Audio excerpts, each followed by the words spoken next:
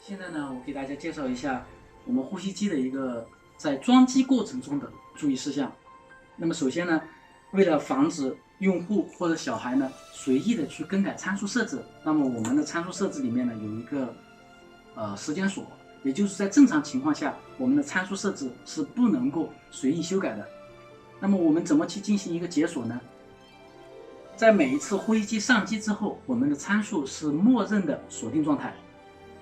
那么只有通过我们长按，在进入这个设置界面之后，进入长按，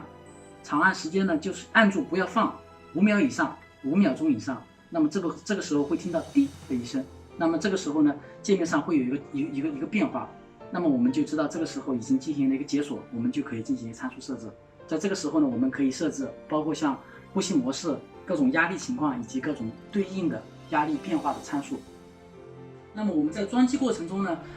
相对来说我们还是分开来讲啊，就是单水平和双水平。那么既然我们单水平这一块我们是叫全自动单水平工作模式，全自动的意思呢，也就是说我们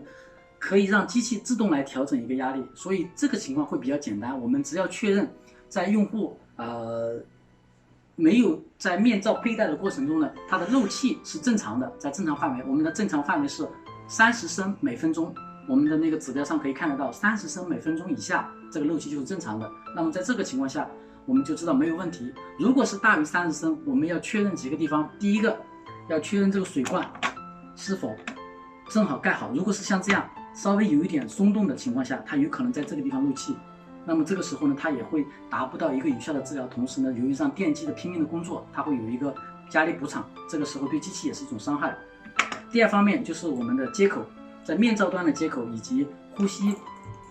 出气口的接口，也确保它不要漏气。第三个就是在我们佩戴面罩之后，面罩跟脸部接触的地方有没有漏气。那么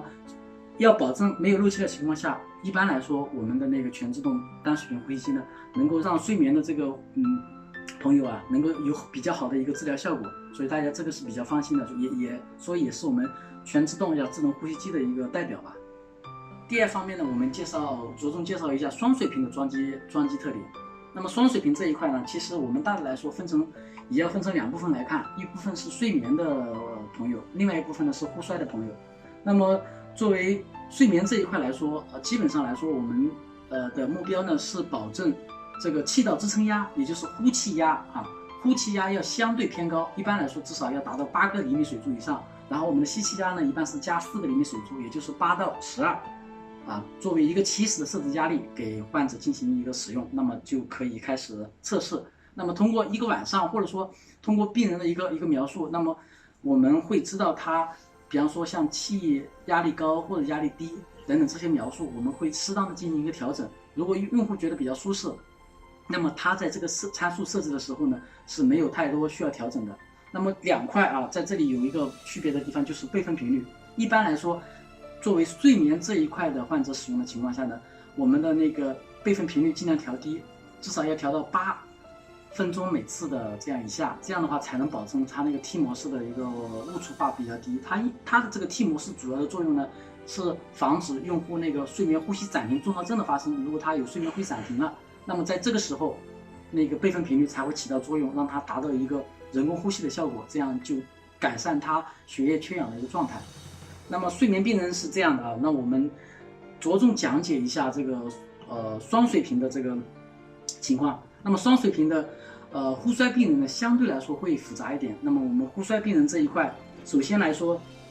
肺功能会有一定的衰减，同时呢，往往会伴随像呼吸道和气道阻力会非常明显的一个上升，尤其是在急性发作期。一般来说呢，我们住院的病人，我们都统称之为急性发作期，在这个时候，它的那个肺功能的衰减非常大。那么这个时候呢，我们要保证它的通气量。我们通气量在我们机器里面的一个指标叫潮气量。潮气量的含义呢，就是说呼吸所吸入正常呼吸所吸到气里面，吸到肺泡里面的一个肺量。那么正常情况下，我们的那个目标潮气量的一个要求呢，是达到500毫升每次，500毫升以上这样就可以相对是觉得是比较有效的一个呼吸。那么第二个同样是漏气量，因为漏气量大于30，一定不会有好的一个治疗效果。所以我们首先在确保漏气量低于30升每分钟的情况下，在保证潮气量达到500毫升每次以上，这样的话呢，我们就会达到一个比较好的一个治疗效果。另外还有一个我们要注意的就是呼吸频率，在急性发作期，尤其是有急性窘迫呼吸的情况下，它的那个呼吸频率非常快，往往会达到30次每分钟，更厉害的可能会超过40次。所以在这种情况下，我们要它的代偿能力会比较弱。那么这个时候呢，我们尽可能的让那个呼吸时间变长一点，让它的那个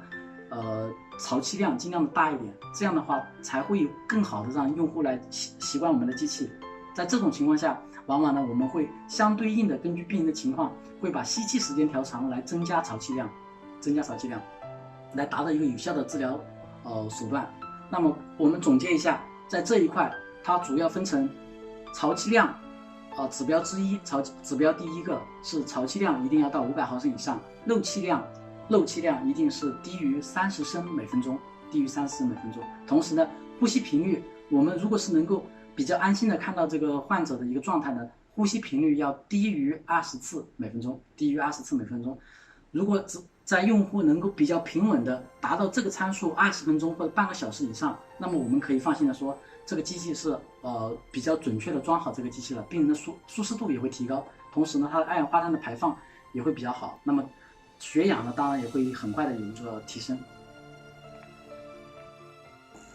面罩它相对于是一个耗材。一般来说呢，我们半年时间，最长1年呢，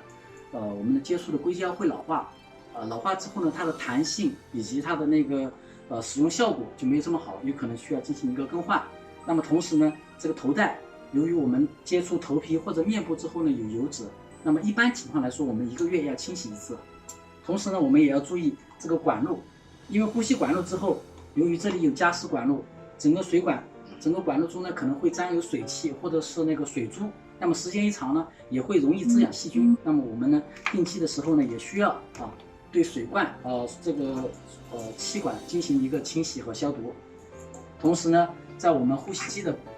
这个背部有一个叫进气口，进气口这里有一个小盖，里面有过滤棉，我们在呼吸机也佩戴了一个过滤棉。那么这个过滤棉呢，它是分层的，首先它有粗吸的一个过程。那么我们如果是一般来说